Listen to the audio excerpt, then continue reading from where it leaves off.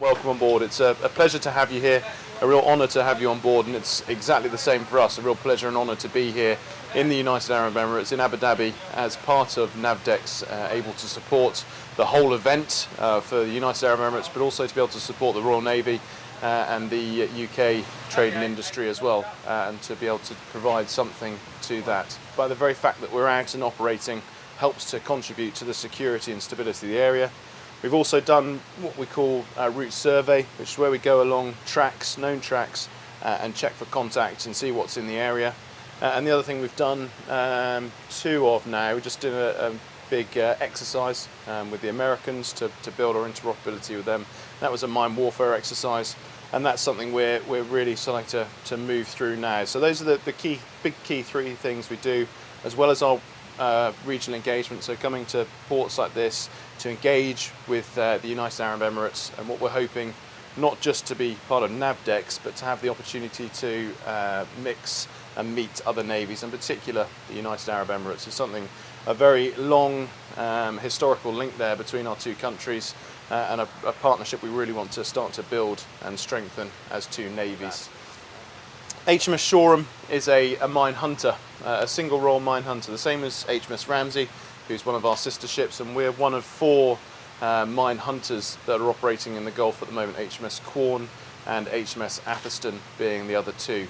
And our role very much is to find, so through mine hunting, find contacts, identify those contacts, and if necessary dispose of those contacts if they do turn out to be mines or even historic ordnance, which is a lot of the work we've been doing in the area up until now.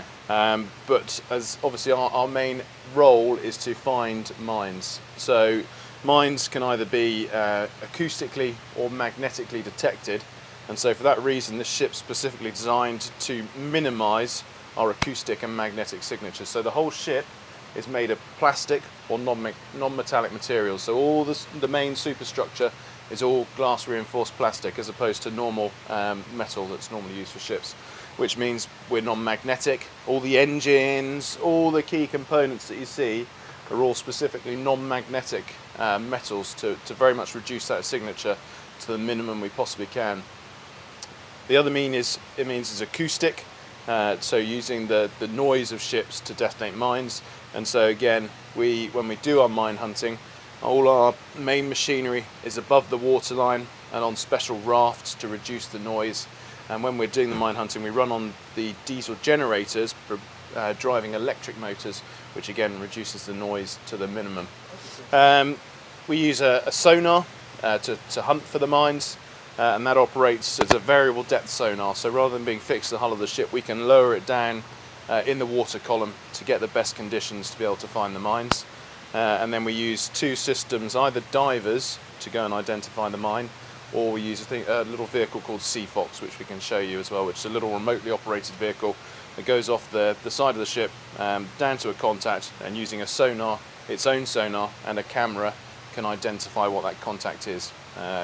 More often than not in recent exercises we've done, it might be a fish trap, it might be a rock, it might be a concrete block, but obviously what we're trying to find, or what we're trying to conclude there is no presence of, are mines. So if it's a mine, we've got another one that can go down and actually detonate the contact. But in terms of the mine hunters, we've had a permanent presence in the Arabian Gulf since 2003, and that's just a recurring presence now of ships, and the ships will stay here for 3 to 5 years at a time, and the crews will rotate around on a 5 to 8 month basis. So my crew trained in the UK over a 4-month period to get us ready to come out here and operate. We flew as a whole crew out to the Gulf, to Bahrain, and took over the ship in Bahrain. We'll stay here for now 6 months and then fly back to UK, and someone else will come and take the crew, so that we can maintain the ships out here rather than having to drive them backwards and forwards all the time.